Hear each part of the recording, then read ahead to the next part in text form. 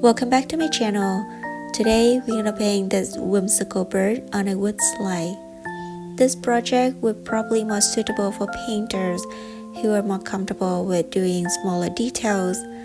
But I'm gonna zoom in and show all the details so that everyone can follow along. Let's get started.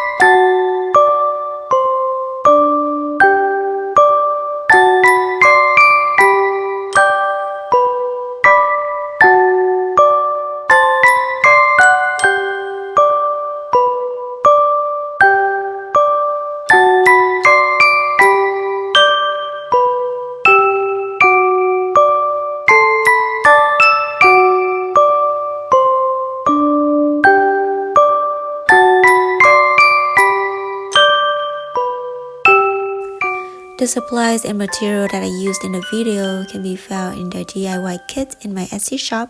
The link to my shop is listed in the description box below. And I am also on Instagram, and this is where I'm gonna share a lot of updates and behind the scene. You can find me on Instagram at woodhouseofjulie. If you like the video and are new to the channel, I hope you subscribe so you can see a lot more creative painting ideas. Thank you for your support, and until next time.